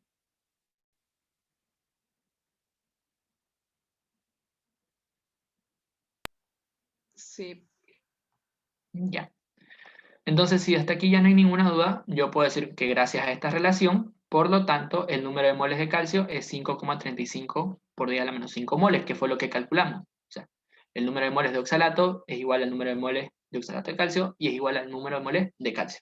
Y esa fue la relación que nosotros hicimos. Todo eso sale de estas ecuaciones de acá. ¿Ok? Y la relación que hay en la última ecuación. Ah, ¿Cómo ya. nos- Esta relación de aquí. Sí, ya que en el Ya. otro nos dice solo un mol de esa Ya. reacción. Mira, esto me está indicando, esta relación me está indicando que por cada 5 moles de oxalato, yo voy a ocupar 2 moles de permanganato, ¿no? Eso es lo que me dice la relación estequiométrica. Y esa relación la ocupamos en esta parte de acá, en la volumetría, aquí. Pero acá no nos confundamos. Acá no me está diciendo que por cada mol que se formó de oxalato, acá van a aparecer 5 moles de oxalato. No. Acá me está diciendo que 5 moles de oxalato van a reaccionar con 2 moles de permanganato. No me está diciendo que hay 5 moles de oxalato. Me está diciendo que por cada 5 moles de oxalato yo necesito 2 moles de oxalato, de permanganato. Pero, ¿de dónde vino todo este oxalato? ¿De dónde vino todo este oxalato que reaccionó aquí? Vino de la anterior ecuación. Porque yo acá no añadí más oxalato, no. Lo que había, lo que se formó, es lo que reacciona con el permanganato. Entonces, esta cantidad que hay es la que se formó acá. Por eso yo digo que estas son las mismas. Porque yo no estoy añadiendo nada más. ¿Dónde aplico la relación estequiométrica? En la misma ecuación. Yo no aplico la relación estequiométrica de una ecuación a otra. ¿Ok? Sí. Ya. ¿Ahora sí quedó un poco más clara tu duda o todavía no? Sí, ya quedó claro. Ya, ok. ¿Alguien tiene alguna otra consulta?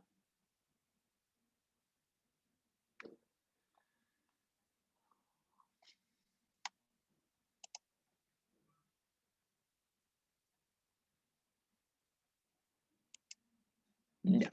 Si no hay ninguna duda, eso sería todo, chicos. Gracias por venir. Cualquier problema, inconveniente, duda que tengan más adelante, me pueden